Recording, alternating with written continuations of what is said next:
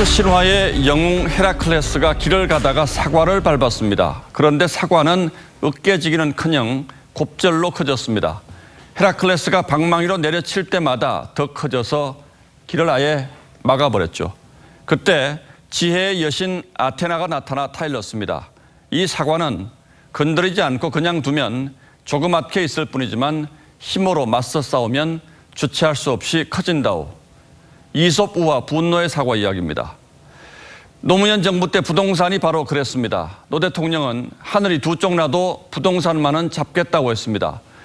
김병준 당시 청와대 정책실장은 헌법만큼 바꾸기 힘든 부동산 제도를 만들겠다고 했습니다. 그때도 부동산 정책을 위반했던 김수현 당시 사회정책비서관은 부동산 시장은 하이에나가 우글거리는 정글이라고 했고, 추병직 건교부 장관은 국민이 잘 몰라서 집값이 오른다고 했습니다. 그러면서 굵직한 대책만 17번을 내리내놓았지만 서울의 집값이 56%나 올라서 결국 두 손을 들고 말았습니다. 공급은 외면하고 수요만 찍어 누르는 이른바 벌주기식 대책이었기 때문입니다. 하지만 이솝 우화의 사과처럼 손만 대면 탈이 나기는 문재인 정부의 부동산 대책도 마찬가지입니다.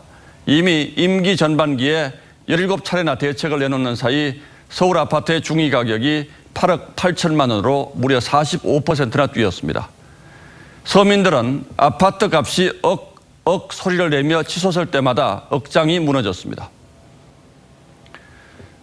그리고 어제 18번째 대책이 나오자 도대체 누구를 무엇을 위한 정책이냐는 아우성이 터져나오고 있습니다. 공급은 없이 대출만 조이는 바람에 현금 부자만 집을 사고 중산층과 청년들은 서울에 내 집 마련할 꿈을 아예 꾸지 말라는 얘기나 다름없습니다. 이렇게 해서 총선 때까지는 집값을 붙들어 맬 수 있을지 모르지만 그 이후 더 크게 터질 압력만 키울 뿐입니다.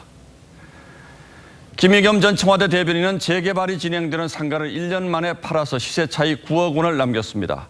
그리고 어제 공교롭게도 그 지역 역시 분양가 상한제 대상으로 지정됐습니다. 그는 문재인 정부 부동산 정책이 성공하면 그때 다시 집을 사겠다고 했습니다. 하지만 계속 이런 식이라면 언제 그런 날이 올지 모르겠습니다. 12월 17일 앵커의 시선은 분노의 부동산 어디로 튈까 였습니다.